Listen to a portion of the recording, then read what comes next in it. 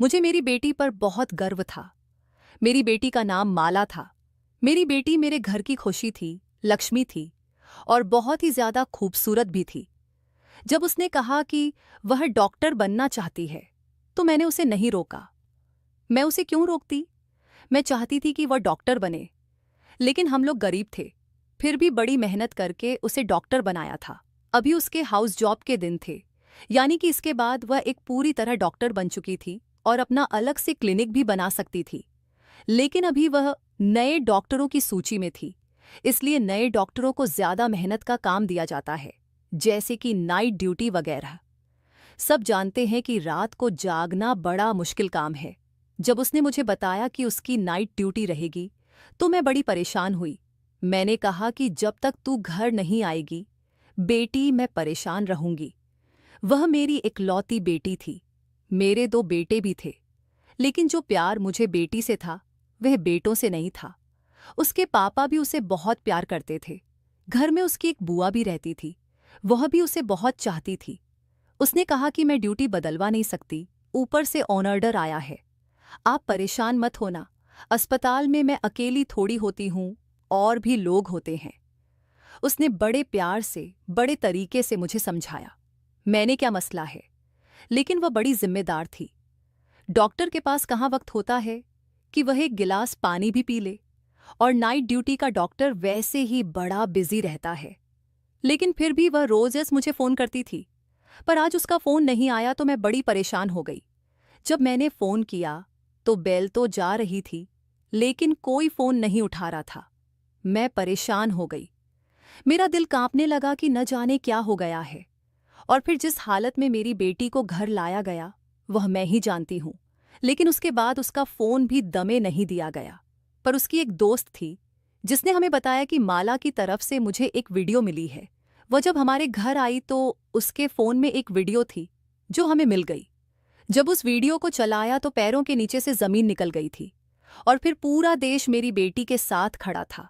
उस वीडियो के अंदर एक दिन मेरी बेटी अस्पताल से वापस आई तो कहने लगी, माँ, भगत मुझे एक सवाल का जवाब तो दे कि अगर आपके सामने कुछ गलत हो रहा हो तो क्या उसे रोकना चाहिए? मैंने कहा, हाँ बिल्कुल रोकना चाहिए। क्यों नहीं रोकना चाहिए? ये तो भगवान भी कहता है कि सिर्फ सच्चाई और हक का साथ देना चाहिए। मेरी ये बात सुनकर वह कहीं खो गई। मैंने कहा, माला खाना खा ले। कहाँ खो गई है? देख, आज तेरी पसंद का दाल भात बनाया है। उसको यह खाना बहुत पसंद था और वह देखते ही खुश हो जाती थी, लेकिन आज कहीं खोई हुई थी। जब मैंने बार बार पूछा तो कहने लगी, माँ, अगर कुछ ऐसा बुरा हो रहा हो जिसको रोकने की आपके अंदर ताकत भी ना हो, तो फिर क्या करना चाहिए? मैंने कहा, तो फिर भी लड़ना चाहिए बेटा, कोशिश करनी चाहिए। जब इंसान कोशिश करता है तो भगवान उसका साथ देता है। पर तू किस बारे में पूछ रही है और इतनी परेशान क्यों नजर आ रही है? कहने लगी, कोई बात है, बस एक टेस्ट है। उसमें नंबर लगवाने की कोई बात चल रही थी तो उसके बारे में कह रही थी। मुझे उसकी इस तरह की बातें समझ नहीं आती थीं, क्योंकि मैं ज्यादा पढ़ी लिखी नहीं थी, और फिर वह तो डॉक्टर बन रही थी। बस मैं चुप करके सुन लेती थी। लेकिन जब भी मुझसे कोई बात पूछती थी तो मैं उसका जवाब अपनी तरफ से अच्छे तरीके से ही देने की कोशिश करती थी। मुझे मेरी बेटी से बड़ा प्रेम था। हम लोग बड़े गरीब थे। उसके लिए मैंने अपना जेवर बेचा था और बड़ी मुश्किल से उसकी फीस भरी थी। मुझे उससे बहुत प्यार था। वह एक अच्छी बेटी और अच्छी इंसान थी। एक दिन वह बालकनी में खड़ी थी जब अचानक से डर गई और भागती हुई नीचे आ रही थी कि मुझसे टकरा गई। मैंने कहा, क्या हो गया बेटा? तू इतनी परेशान क्यों लग रही है? सब अच्छा तो है ना? उसने कहा, एक लड़का खड़ा है। मैंने कहा, कहाँ खड़ा है? कहने लगी, हमारे घर के नीचे। मैंने कहा, तो क्या हो गया? यहाँ पर तो बहुत सारे लोग आते जाते हैं, कुछ खड़े होते हैं, कोई फोन पे बात करता है, इसमें परेशान होने की क्या बात है? उसने कहा, आप मेरी बात समझी नहीं। वह न रोज यहाँ पर आता है और हमारे घर की तरफ देखता है। जैसे ही मुझे देखता है, दूर दूर से मुस्कुराता है। पता नहीं क्या सोचता है। मैंने कहा, जब तक वह दूर खड़ा है, वह कुछ भी कर सकता है। मुझसे रोक भी नहीं सकते। अगर वह तुझे कोई बात कहे तो तू उसका मुंह तोड़ देना। मैंने कहा, ठीक है। और मैं बालकनी में खड़ी थी जब वह घर से निकली। क्योंकि आजकल उसकी नाइट ड्यूटी होती थी, इसलिए वह शाम को ही जाया करती थी। जब वह बाहर निकली तो आज उस लड़के ने उसका रास्ता रोक लिया। मैं दूर से यह सब कुछ देख रही थी। पहले वह लड़का कुछ बोला, फिर माला ने कुछ कहा और फिर उसने उस लड़के के मुंह पर थप्पड़ मार दिया। वह फिर हाथ रखकर एक तरफ को चला गया और माला अस्पताल के लिए रवाना हो गई। मैं पूरा दिन सोचती रही, ये लड़का कौन था? मेरी बेटी को उसने क्या कहा? आज उसने मुझे फ़ोन भी नहीं किया। वह रोज़ मुझे फ़ोन करती थी। जब शाम को वापस आई तो मैंने उससे पूछा, वह लड़का क्या कह रहा था? कहने लगी, तो वे बुरा लड़का नहीं है। मैंने कहा, बुरा लड़का नहीं है तो फिर तूने उसे थप्पड़ क्यों मारा? तो माला ने कहा, जब मैंने उसे थप्पड़ मार दिया, मुझे बाद में पता चला कि वह बुरा नहीं है। वह अस्पताल में किसी औरत के साथ आया था। तब से उसने मुझे देखा था। कहता है कि आप मुझे बहुत अच्छे लगते हैं। उसने यह बात बड़ी इज्जत से की थी, वरना किसी और तरह से भी कह सकता था। लेकिन उसने तो मुझे गुस्सा आ गया और मैंने उसके मुंह पर थप्पड़ मार दिया। लेकिन जब मैं जा रही थी तो उसने पीछे से ऐसी बात की कि मैं हैरान रह गई। मैंने पूछा, क्या बात की? तो कहने लगी, माँ, उसने कहा था कि चाहे तुम मुझे रोज एक थप्पड़ मारो, मैं फिर भी रोज तुम्हें देखने के लिए यहां आऊंगा, क्योंकि जब तक मैं तुम्हें देखूं नहीं, मेरा दिल नहीं गुजरता। ऐसी बात तो कोई वही कर सकता है ना, जो आपको सच्चा प्रेम करता हो। मैंने कहा, तू भी कितनी मासूम है। तूने एक पल में यह अंदाजा कैसे लगा लिया कि वह सच्चा प्रेम करता है? जो मर्द होते हैं ना, इनको पता होता है कि औरतें बातों से खुश होती हैं। इनको बड़े बड़े बातें करने आते हैं। अगर इतना ही दम है उसमें तो उसको कह दे कि मेरा घर रिश्ता भेज दे। मैंने कहा कि यह बात बिल्कुल ठीक रहेगी, पर माला कहने लगी कि ऐसे कैसे वह रिश्ता भेज दे, और अगर उसने रिश्ता भेज दिया तो क्या आप मान जाओगी? मैंने उसे समझाया कि हाँ, मैं मानूंगी, लेकिन अगर वो इस काबिल हुआ। हम तुझे डॉक्टर बना रहे हैं, तेरी शादी किसी आम आदमी से थोड़ी करेंगे। अब माला रोज वहां से गुजरती थी और वह पहले से ही खड़ा होता था।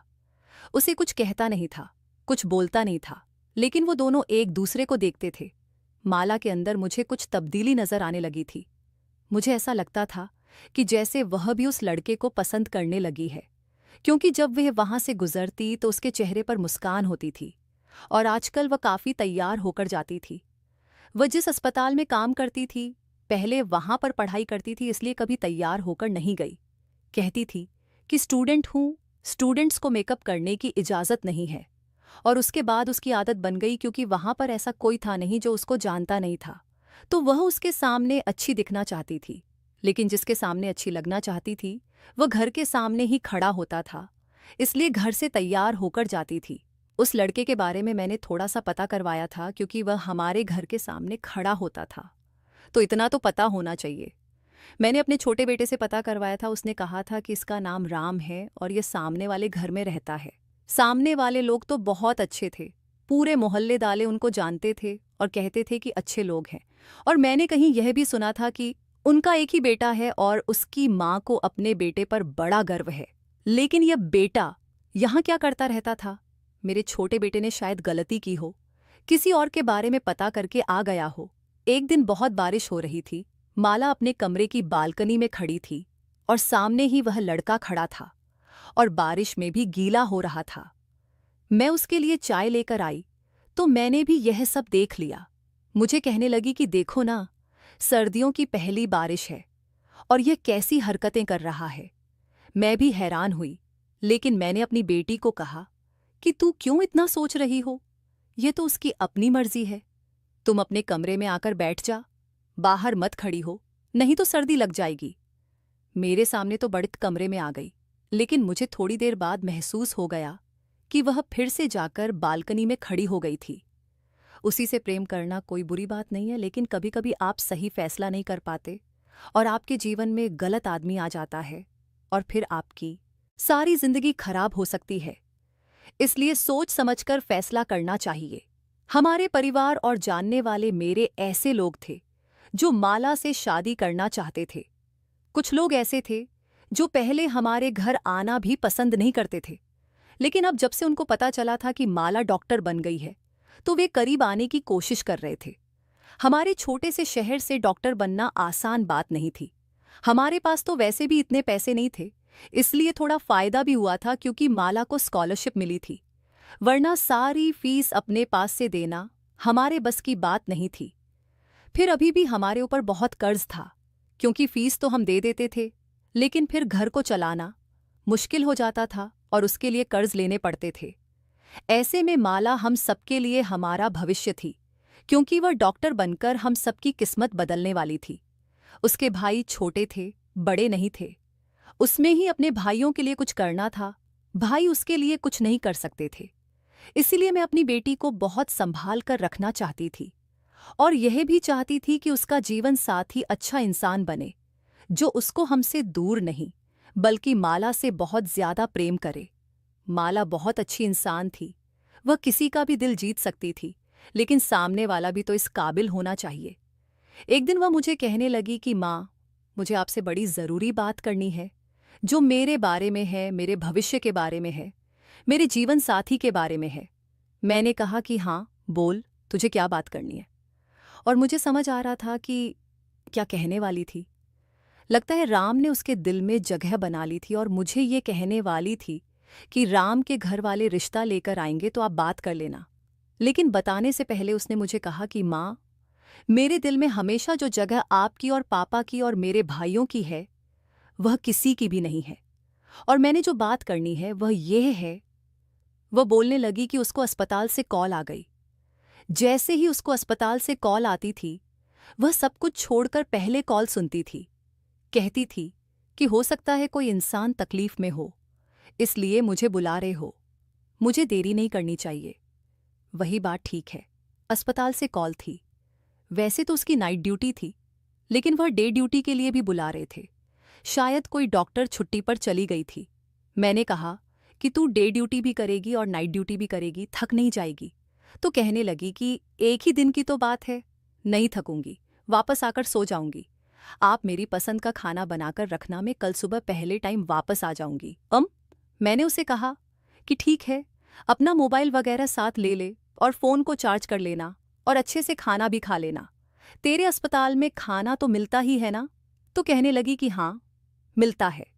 और घर से जा रही थी तो पता नहीं क्यों मुझे अजीब सा लग रहा था। मैंने उसे पुकारना चाहा लेकिन नहीं पुकारा, क्योंकि कहते हैं कि जब कोई जहाँ हो तो उसके पीछे से नहीं बुलाते हैं। उसने कहा था कि जो ज़रूरी बात मुझे करनी है वह मैं आपके साथ ही करूँगी, क्योंकि आराम से चलने वाली बात है। अपने काम पर चली गई और मैं अपने कामों पर लग गई। उसने मुझे दोपहर में एक दफ़ा फ़ोन भी किया और बताया कि सब कुछ ठीक है। फिर उसने मुझे शाम को भी फ़ोन किया और कहा कि बस आज थोड़ा काम ज़्यादा है, लेकिन मैंने खाना खा लिया था। आपने खाना खाया तो है ना? मैंने उसको बताया कि हाँ, खाना खा लिया है, बस सोने लगी हूँ। मैं जल्दी सो जाती थी क्योंकि मुझे सुबह जल्दी उठना होता था। उसने कहा कि आप सुकून से सो जाओ, वहाँ सुबह मिलते हैं। मैंने कहा कि ठीक है और मैं सो गई। और मुझे क्या पता था कि इस रात के बाद मुझे कभी सुकून की नींद नहीं आएगी। माला सुबह 9 बजे तक वापस आ जाती थी, क्योंकि उसकी शिफ्ट 8 बजे खत्म होती थी, और अस्पताल से यहाँ आते हुए उसे 1 घंटा लग जाता था। जब मैं उठी तो सुबह के 9:30 हो रहे थे। मुझे लगा कि वह अपने कमरे में आकर सो गई होगी, लेकिन उसे बिना कुछ खिलाए मैं सोने नहीं देती थी, क्योंकि फिर वह शाम तक सोती थी। मैंने उसे कहा था कि आप ही मुझे जगा दें, मैं खाना निकाल कर दे दूंगी। लगता है वह बहुत थकी हुई थी।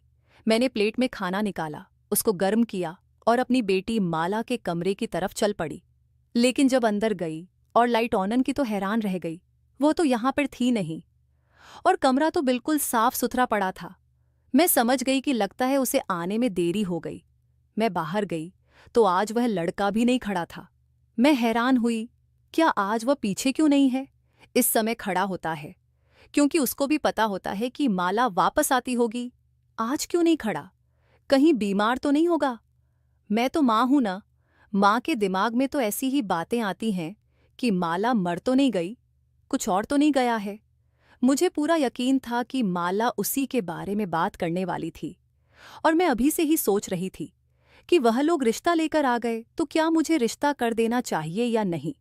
2 घंटे गुजर गए, माला नहीं आई, तो मैंने उसका नंबर मिलाया। घंटी जाने लगी और मैं इंतजार करने लगी कि कब फोन कनेक्ट हो और मैं उससे बात करूं। लेकिन वह फोन नहीं उठा रही थी। मुझे लगा शायद वह व्यस्त होगी, और मैं यह भी सोच रही थी कि अस्पताल में कितने बुरे हालात होंगे। डबल शिफ्ट करवाते हैं, और जब शिफ्ट का समय खत्म हो जाता है तब भी उसे वापस नहीं आने देते। कम से कम अब तो उसे वापस भेज देना चाहिए। वह मुझे इस अस्पताल के बारे में बताती रहती थी। वह कहती थी कि यहाँ कुछ भी ठीक नहीं है।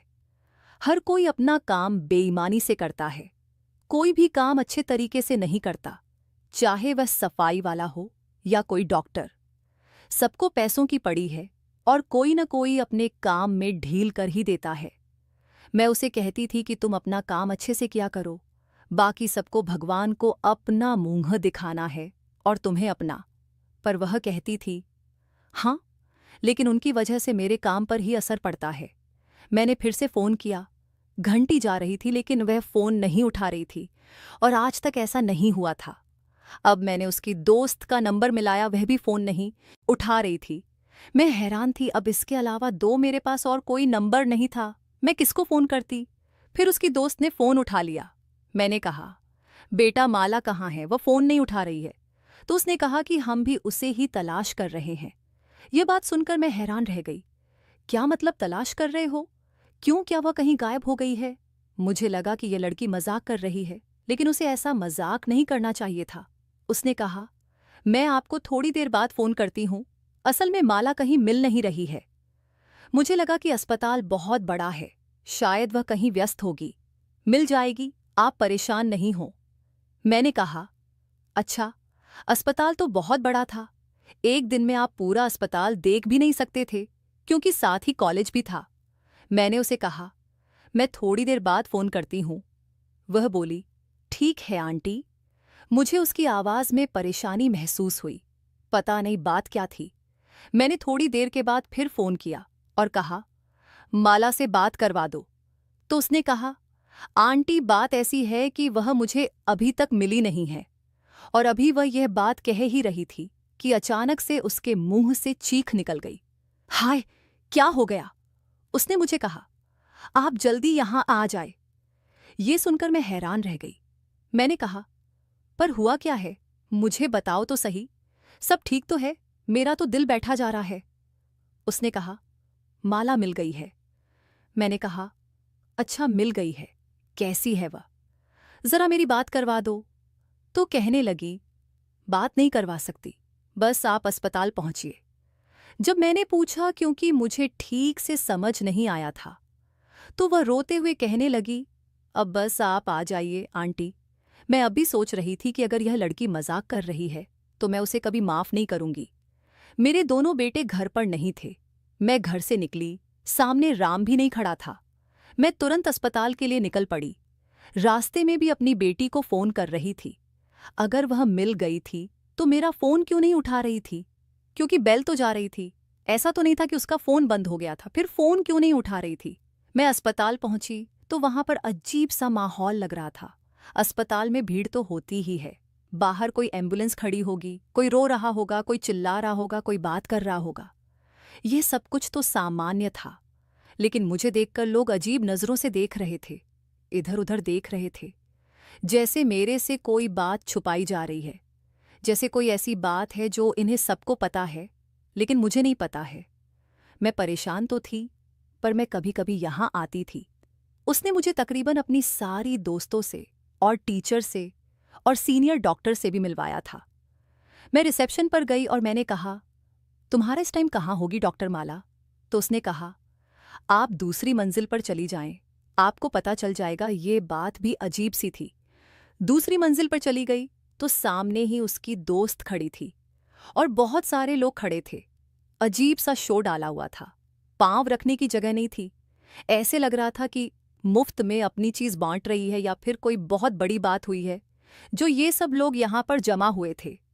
मुझे माला की दोस्त ने देखा तो रोती हुई मेरे पास आई और कहा, ये क्या हो गया? मुझे नहीं पता आंटी, मैं वहां पर नहीं थी। अगर मुझे पता होता तो मैं कुछ न कुछ जरूर करती। मैंने कहा, क्या कह रही हो तुम? हुआ क्या है? माला कहाँ है? तो उसने मुझे एक ही लाइन में बताया, माला अब इस दुनिया में नहीं है। और मुझे ऐसा लगा कि जैसे मैंने यह बात नहीं सुनी, लेकिन असल में मैंने सुन ली थी और मेरे दिल तक ये बात चली गई थी। मेरी हालत अजीब सी हो गई थी। तभी वहां पर एक आदमी आया। उसने कहा, आप हैं डॉक्टर माला जी की मम्मी? उनके साथ बहुत बुरा हुआ है। वह मुझे बताने लगा कि हुआ क्या था। वह मुझे ऐसी ऐसी बातें बता रहा था जो आप अपनी बेटी के बारे में कभी नहीं सुनना चाहती थीं। दुनिया की कोई भी माँ ऐसी डिटेल नहीं जानना चाहती होगी जैसी वह मुझे बता रहा था। जब उसने कहा कि 20 लोग थे, तो मैंने हैरान होकर उसकी तरफ देखा। मैंने कहा, क्या कह रहे हैं आप? 20 लोग थे? मेरी बेटी 20 लोग? वह लोग 20 थे। मेरी बेटी के साथ क्या किया उन्होंने, वह मुझे पहले ही बता चुका था। लेकिन अब मुझे समझ आई थी कि कितना बड़ा अनर्थ हो गया था। मेरी हालत बुरी हो गई। मुझे बस दूर से माला की एक झलक दिखाई गई और उसके बाद मुझे पीछे कर लिया गया और बॉडी को पोस्टमार्टम के लिए ले गए। मेरी हालत इतनी बुरी हो गई थी कि मैंने चीखना शुरू कर दिया। मुझे उसकी दोस्त ने संभाला। मेरे चिल्लाने की आवाज़ पूरे अस्पताल में गूंजने लगी थी। सबको पता चल गया था कि क्या लग रहा है, माला की माँ आ गई है। उन लोगों का कहना था कि नाइट ड्यूटी पर थी और उसके बाद अचानक से कहीं गायब हो गई। उसको कोई मरीज बुलाने के लिए आया था अलीघू। फिर हम लोग उसे सुबह ढूंढते रहे, ललाश करते हुए। हमें नहीं मिली और फिर एक अंधेरे कमरे में वह हमें ऐसी हालत में मिली। हमें लगता है कि उसके साथ यह सब कुछ करने वाले 20 लोग थे, लेकिन वह कौन थे, कहाँ से आए थे, ये किसी को नहीं पता। और वह अब इस दुनिया में नहीं है। लगता है उसने खुदकुशी कर ली है। अस्पताल वालों ने हमें बहुत तंग किया, बहुत जलील किया। हमें बॉडी नहीं दे रहे थे। कभी कह रहे थे आपकी बेटी ने लगता है अपने किसी दोस्त को बुलाया था और मामला खराब हो गया। कभी कह रहे थे कि एक दोस्त नहीं था, 4-5 लोग थे, यानी कि बॉयफ्रेंड थे। कभी कोई बात करते और जो बॉडी की हालत थी वह हम ही जानते थे। किसी तरह से आखिरी रीति रिवाज किए गए, लेकिन अब हमारे पास कोई सबूत नहीं था। सारा देश हमारे बेटी के लिए खड़ा था। सब उसकी तरफ से इंसाफ सांग रहे थे, लेकिन हमारे पास ऐसा कोई भी सबूत नहीं था जिससे हमें यह पता चले कि हुआ क्या था। अस्पताल वालों ने जो रिपोर्ट जारी की थी उसमें लिखा था कि डॉक्टर माला ने आत्महत्या कर ली है। लेकिन वह ऐसा कैसे कर सकती थी? वह तो मुझे कुछ बताना चाहती थी। घर से हंसती हुई निकली थी। इसकी आंखों में ढेर सारे सपने थे। तो फिर एक ऐसा इंसान कैसे आत्महत्या कर सकता है? वह डिप्रेशन में नहीं थी, वह बिल्कुल ठीक थी। उसके साथ कुछ मसला नहीं था। हमने कहा कि उसका फ़ोन कहाँ है, वह हमें दे दें, उसका बैग वगैरह दे दें। उन्होंने हमें सारी चीज़ें वापस कर दीं। उसकी चीज़ें ऐसी थीं जो टूट चुकी थीं, लेकिन उन्होंने हमें माला का फ़ोन नहीं दिया।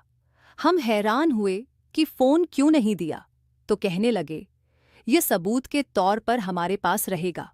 लेकिन उन्होंने राहुल का क्या करना था? जब खुद कह रहे थे कि आत्महत्या ही है, तो फिर सबूत किसको दिखाना था? बहुत कोशिश की थी, किसी तरह उसका फ़ोन मिल जाता, क्योंकि फ़ोन से ही पता चल सकता था कि उसकी ज़िंदगी में क्या चल रहा था। लेकिन उन्होंने उसका फ़ोन हमें नहीं दिया। इस बात को 3 दिन गुजर गए थे और 3 दिन से मैंने राम को भी नहीं देखा था। क्या उसको पता नहीं था कि माला के साथ क्या हुआ था? वह तो इस दुनिया से भी चली गई थी। यह बात तो सारे देश में फैल चुकी थी। तो फिर उसको क्यों नहीं पता था? लगता है वह डर गया था और अपने कमरे में बैठा था।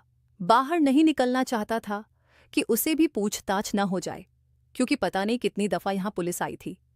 मेरी जो हालत थी मैं नहीं जानती हूँ। एक तो मेरी जवान बेटी, जिसको मैंने मुश्किल से डॉक्टर बनाया, इस दुनिया से चली गई है, और यह जानती हूँ कि वह कैसे गई। मुझे रातों को नींद ही नहीं आती थी। मैं पूरी पूरी रात रोती रहती थी। सब लोग इंसाफ मांग रहे थे, लेकिन जो मेरे साथ हुआ था वह कभी ठीक नहीं हो सकता। मेरी बेटी तो कभी वापस नहीं आ सकती। हमारे घर की लक्ष्मी, मेरी बेटी, इस दुनिया से चली गई। अब उसे कभी वापस नहीं आना था। इंसाफ मिलता तो किसको मिलता? एक माँ के लिए हिसाब क्या हो सकता है? क्या मुझे मेरी बेटी को ही वापस लाकर दे सकता था? 1 हफ्ता गुजर गया तो माला की दोस्त अचानक हमारे घर आई और उसने कहा कि मुझे माला की तरफ से एक वीडियो मिली है। उसने कहा कि शायद माला ने उसी वक्त यह वीडियो भेजी थी, लेकिन मैंने भी नहीं देखी थी। मैं बहुत व्यस्त हो गई थी। और डर भी गई थी, क्योंकि मुझे धमकाया गया था और कहा गया था कि अगर कुछ कहा तो अंजाम अच्छा नहीं होगा। उसने बताया, मेरे पास माला की आखिरी वीडियो है, इसके अलावा हमारे पास उसकी कोई याद नहीं है। वीडियो 45 मिनट लंबी है, मैंने अब तक देखी नहीं है, लेकिन मैंने सोचा कि आपको बताना जरूरी है। हमने तुरंत वीडियो को टीवी के साथ कनेक्ट किया ताकि सभी लोग देख सकें। सभी माला को देखना चाहते थे, लेकिन जब वीडियो देखी तो हम हैरान रह गए। ऐसा लग रहा था जैसे यह वीडियो उस पल की है जब वह सब लोग वहां से चले गए थे। माला की कसम खाकर कह रही थी कि वह जिंदा थी और उसने यह वीडियो बनाकर अपने दोस्त को भेज दी थी। शायद उसने इसे अपने अकाउंट से डिलीट कर दिया था, इसलिए उन लोगों ने अब तक हमसे नहीं पूछा कि क्या आपको कोई वीडियो मिली है या नहीं। उसकी हालत बहुत बुरी थी, उसके चेहरे से साफ झलक रहा था कि वह दर्द में थी। वह कह रही थी कि अस्पताल वाले कुछ बहुत बुरा कर रहे हैं, मुझे सब पता चल गया है, इसलिए उन्होंने मेरे साथ यह सब किया ताकि मुझे चुप कराया जा सके। मरीजों के साथ अच्छा नहीं हो रहा है, बहुत से बुरे काम हो रहे हैं अस्पताल में। थोड़ी और जानकारी देने के बाद उसने कहा, माँ, मुझे माफ़ कर देना और रात से भी कहना कि मुझे माफ़ कर दे। मैंने उससे शादी करने का वादा किया था और मैं तुमसे यही बात करने वाली थी, लेकिन अब मैं जिंदा नहीं बच सकूंगी, कोई मुझे नहीं बचा सकेगा। वह अपने भाइयों के नाम लेने लगी। परेशान नहीं होना और तुम लोग मेरा बहुत ख्याल रखना। आखिरी में उसने कहा, मैं तुम सबसे बहुत ज्यादा प्यार करती हूँ, तुम सब मेरे लिए बहुत खास हो।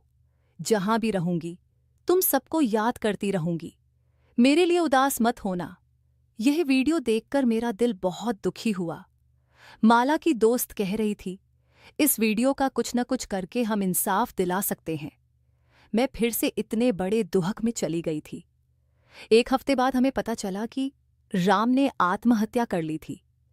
जब उसे पता चला कि माला के साथ इतना बुरा हुआ और अब वह इस दुनिया में नहीं है, तो उसने भी जहर खा लिया। उसने अपने आप को खत्म कर लिया। यह खबर सुनकर हमें और भी ज्यादा बुरा लगा। राम अपने माता पिता का इकलौता बेटा था, इसका मतलब कि वह माला से बहुत प्यार करता था। जब उसे पता चला कि माला इस दुनिया में नहीं है, तो उसने भी आत्महत्या कर ली। अब इस बात को 1 महीना होने वाला है, लेकिन असली मुजरिमों तक कोई भी नहीं पहुंच पाया है। सब लोग अपनी अपनी बातें कर रहे हैं, अपनी अपनी कहानियां सुना रहे हैं। मेरे पास बहुत से लोग आए हैं, मुझे तसल्ली दी है, कहा है कि सब ठीक हो जाएगा, लेकिन मुझे कुछ भी ठीक नहीं हो रहा है। आप लोग ही बताएं कि अब क्या करें। दिन पर दिन गुजरते जा रहे हैं और वह लोग जो इस सब के लिए जिम्मेदार हैं अभी तक पकड़े भी नहीं गए। आपको क्या लगता है कि माला को इंसाफ मिल जाएगा? दोस्तों, वीडियो कैसा लगा कमेंट करके ज़रूर बताएं। वीडियो को लाइक और चैनल को सब्सक्राइब ज़रूर करें।